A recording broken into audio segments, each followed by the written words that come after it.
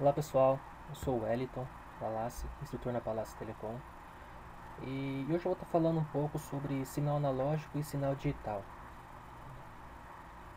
Vamos lá então. Bom, antes de começar eu vou falar um pouco sobre largura de banda, que é um pouco relacionado, né? A largura de banda, ela veio do inglês bandwidth, né? E ela é a medida que mede a capacidade de transmissão de um determinado meio de transmissão.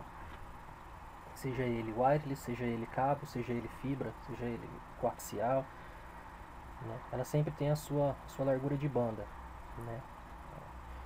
E a largura de banda ela é sempre medida em bits e não em bytes, né? E esses determinam a capacidade de transmissão desse meio de transmissão, né? E sua taxa de throughput máxima aí. É por isso que as medidas de largura de banda são basicamente feita em bits, né? Aí a gente tem as siglas de representação, por exemplo, kbits por segundo, megabits por segundo e assim sucessivamente. Então, por isso que essas siglas são representadas assim, porque as medidas delas são feitas sempre em bits e não em bytes. Sinal analógico. Eu fiz um gráfico aqui para fazer a representação.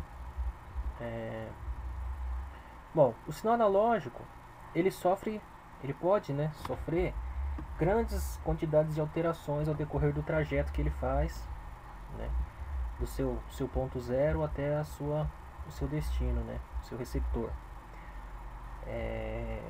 Como ele pode sofrer quantidade de alterações, né, então ele pode, o que acontece, de esses dados se corromper, né, durante esse percurso ele chegar corrompido na outra ponta. Tá? Por exemplo, o que seriam essas variações? A gente pode dar como exemplo, por exemplo, a temperatura. A temperatura poderia ser, ser expressada assim como um sinal analógico. Por quê? Porque ela sofre variações, ela pode sofrer várias variações. Em um determinado momento a gente pode estar em 20 graus, em outro momento a gente pode estar em 25, em outro em 27, 28, voltar para 19, 15, 0 grau.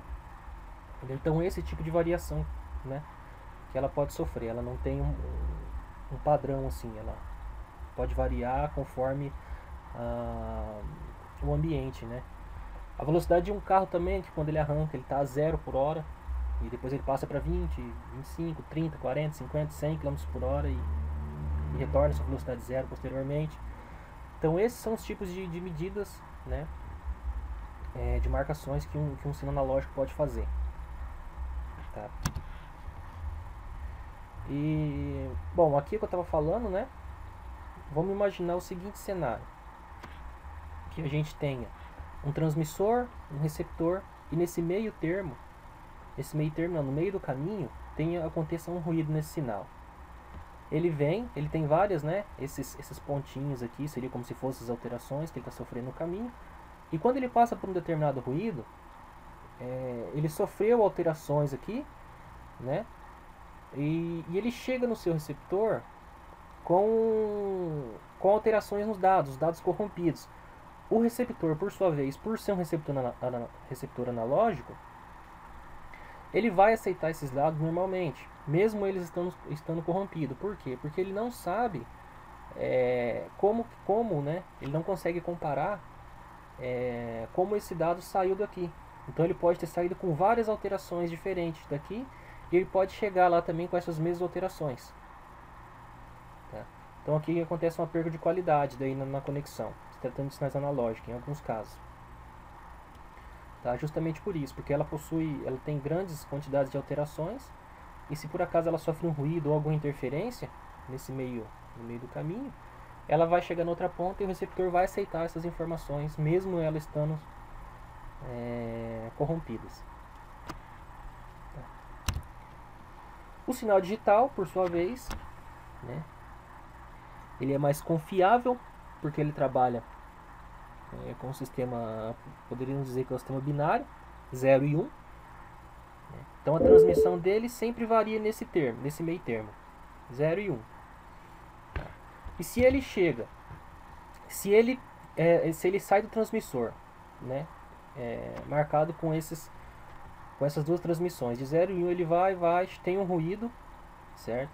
E ele é alterado, essa frequência foi alterada, e ele chega no receptor com alteração, seja para negativa ou positiva, ele simplesmente descarta essa conexão. Ele não aceita. Estando acima de 1 ou abaixo de 0, ele não aceita essa conexão. Tá? Por isso que o sinal digital, ele geralmente, sempre ele possui uma maior confiabilidade nos dados e mais qualidade também. Mesmo sofrendo, caso ele sofra interferências, ele tem uma qualidade melhor de recepção, né, na entrega. Bom, é isso, né?